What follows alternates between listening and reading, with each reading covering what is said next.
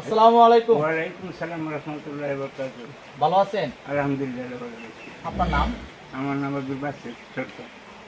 আপনি গরু পালন করেন কত বছর যাবত? আমি তো গরু বলতেছি 10 বছর ধরে, তবে এই চালানটা আমার আছে 3 বছর। আপনি 10 বছর যাবত গরু পালন করেন, কিন্তু হলস্টেইন ফ্রিজিয়ান পালন করতেছেন মাত্র 3 বছর। 3 বছর হয়। এই যে গরু পালন করতেছেন, এখানে খরচের পরিমাণটা কেমন হয়? খরচের পরিমাণ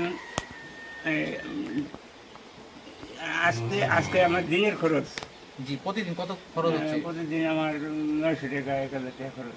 9 থেকে 1000 টাকা খরচ হয়। খরচের তুলনায় কি লাভটা বেশি না কম হয়? লাভ বেশি না, তবে যে আমি আস্তে আস্তে গাভীর দুধ হয়েছি আমার 1500 টাকা। 1500 টাকা। 1000 টাকা খরচ, 500 টাকা খাই। মানে প্রতিদিন আপনার 500 টাকা থাকতেছে এখান থেকে। 500 টাকা খরচ। এই যে গরু পালন করতেছেন, নিজের কাছে কেমন লাগে? আমার কাছে খুব ভালো লাগে। ভালো লাগে। সামনে কি বেশি আকারে গরু পালন করবেন? হ্যাঁ, এই জানছি যে আমি গোল আর একটু বাড়াবো। আর বাড়াবেন? হ্যাঁ, একটু বাড়াবো। কোন ধরনের গরুতে লাভটা বেশি হয়, গাভী গরু না ষাঁড় না বকনা গরু? গাভী গরু যেমন এই যে আমার এই গাভীটা আজকে 3 বছর, এই গাভীর বয়স 3 বছরে আমার গাভী মিলা 5টা গরু দিছে। একটা গাভী থেকে? একটা গাভী থেকে ওই বাছুরগুলো বেরিয়েছে, আবার হয়েছে 5টা গরু হয়ে গেছে। তাহলে তো গাভী গরু পালন করাই ভালো হয়। গাভী গরু পালন করে পারলো, তবে ষাঁড় গরু পালা আরাম আর কি। ওখানে আরাম বেশি। হ্যাঁ, আরাম বেশি। গাভীতে কি পরিশ্রম বেশি হয়? পরিশ্রম বেশি, সবসময় গিয়ে নাদা ফলাইতে হয়, খাবার দেওয়ার লাগে, বাতাস আছে কিনা দেওয়ার লাগে, দোয়ার লাগে। গাভীতে পরিশ্রম বেশি হয়। অনেকেই তো গরু পালন করে তাদের লস হয়, এটা হওয়ার কারণটা কি? এটা ঠিক মতো চর্চা করে না, যার জন্য কি তাদের লস হয়? লস হয়। কিভাবে পরিচালনা করলে ভালো হবে একটু বলেন। আপনার খাবার, নিয়মিত খাবার দিতে হবে, ভালো খাবার দিতে হবে, গরুর বাসস্থান পরিষ্কার রাখতে হবে, গরুর কিনবি হয়েছে কিনা, অ্যালার্জি আছে কিনা শরীরে, এগুলো তদন্ত রাখতে হবে। তাহলে কি লাভবান হওয়া যাবে? হ্যাঁ, লাভবান হবে। যদি সময় মতো একটা চিকিৎসা দিতে পারেন, যদি রোগ বড় আকারে রোগ না হয়, তাহলে টাকা কম লাগবে, লাভবান হওয়া যাবে। লাভবান হয়ে যাবে। একজন নতুন গরু সম্পর্কে ধারণা নেই, উনি গরু পালন করতে চাচ্ছেন বা ইচ্ছুক, কয়টা গরু থেকে পালন শুরু করলে ওনার জন্য ভালো হবে? 2টা গাভী হলে যথেষ্ট। গাভী থেকে? হ্যাঁ, গাভী থেকে। 2টা কি দেশি না বিদেশি দিলে ভালো হবে? বিদেশি ভালো, যদি হ্যাঁ পালন করতে পারে আর কি। অর্থের দিক থেকে বেশি থাকলে বিদেশিটাই ভালো হ্যাঁ, হবে। বিদেশি দিবে।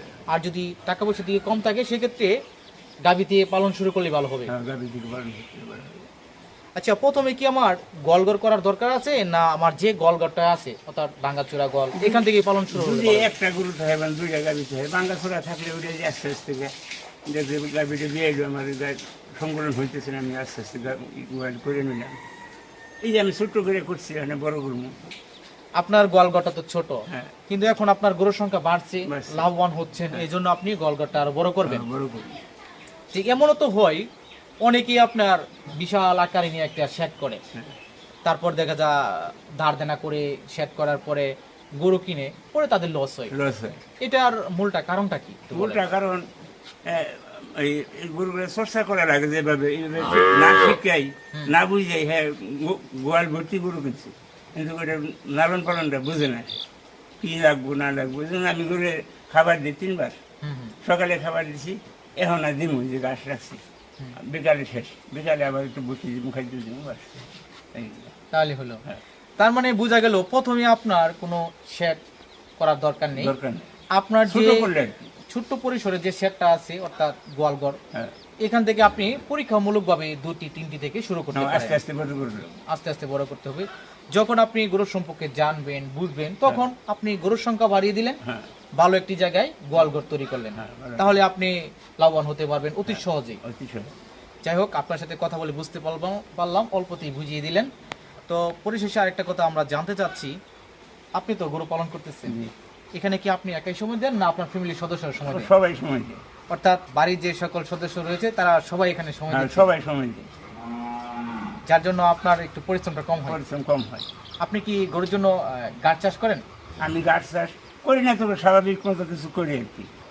অল্প কিছু গাছ হ্যাঁ, চাষ করেন, যে আপনার এরপরে খড় খাওয়ান, খড় খাওয়া। খাদ্য খাওয়াচ্ছেন। হ্যাঁ।